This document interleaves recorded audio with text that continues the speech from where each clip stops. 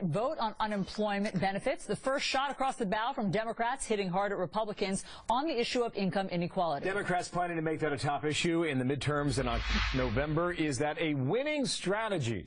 Jonathan Collegio is Republican strategist, director of communications for the Super PAC American Crossroads, and Marjorie Clifton, former consultant, the Obama campaign, and CEO of Clifton Consulting. How you guys doing? Good day to you. My esteemed colleague Allison Camerata has the first question of the new year. Thank you very much.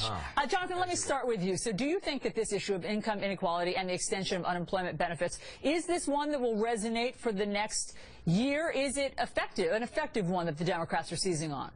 Well, look, I mean, the Democrats for the last 3 months have stumbled from one Obamacare debacle to another, and they're really just grasping to find something to change the conversation, and they think they found it in this issue of income inequality. So what we're going to see over the next couple of weeks are a bunch of different initiatives kind of on this theme: raising the minimum wage, extending unemployment insurance. You have Mayor de Blasio in New York talking about raising high earners. You're going to see all of that. It's basically a reprisal of the 2012 Obama class warfare, playbook. But that means it must work. I mean, if it's a reprisal, it means that they think it works. Politically, it may. The issue here is that it doesn't create jobs, and we've seen that from the Obama non-recovery over the last 5 years. It's the slowest economic recovery that we've had, since World War II.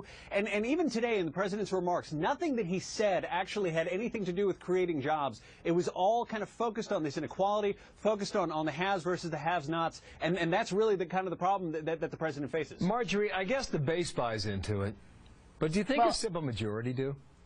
Well, so here's what I think. I think that it's actually a winning issue for Republicans and Democrats. And frankly, being in Washington, D.C., it would be really exciting to see everybody agree on something. Because there are actually two imperatives behind this, quote, war on poverty, or this focus on the inequality gap. It's that, one, we have a moral imperative, but two, there is an economic case. So Jonathan was saying that we don't win any jobs. We actually maintain jobs if we do expand this coverage for unemployment. And 55% of Americans, according to Hart, actually support extending the benefits because, frankly, if they're in that boat, they want to have that coverage too. So I think it actually is a winning issue. If you want to help them out, I mean, improve the economy.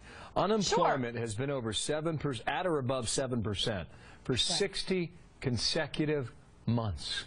Right. So but let's talk folks. about, but if you look at long term, how are we going to actually solve this issue of income? I mean, they're talking about minimum wage. Right now, over a 40-year period, if we had maintained minimum wage with the rate of inflation, we'd be at a $10.75 minimum wage. And right now, if we actually have a class of people that are not working poor, all systems benefit. We're not having to rely on Social Security. We're not having to rely on a lot of the systems. About 7% unemployment. I'm sorry. But I want to bring in Jonathan. Because, Jonathan, the president got an applause line. The room clapped when the president said that his critics, or that critics of extending unemployment benefits, say that it's a disincentive for work. And people sort of groaned. And it seems as though it's resonating with people that he said, I've never met anybody who would rather get an unemployment check than go to work. It seems as though that's a line that is touching people. It may or may not be true, but it worked in that room. Well, I think everyone agrees that a permanent unemployment benefit, like they have in France or like they have in a lot of socialized Western European countries, is definitely a disincentive toward work. That's been showed empirically and through multiple studies. Another issue here that the president doesn't want to get into is how they pay for this. And we have all these debates around the sequester, around federal spending, and the president hasn't offered the pay for. I think that there's a lot of opportunities here for the Republicans to tie this to perhaps welfare reform, to tie it maybe to Social Security disability reform. We know there's rampant fraud and abuse in that program. There are a lot of ways to actually perhaps turn this into a productive thing for the economy overall moving forward.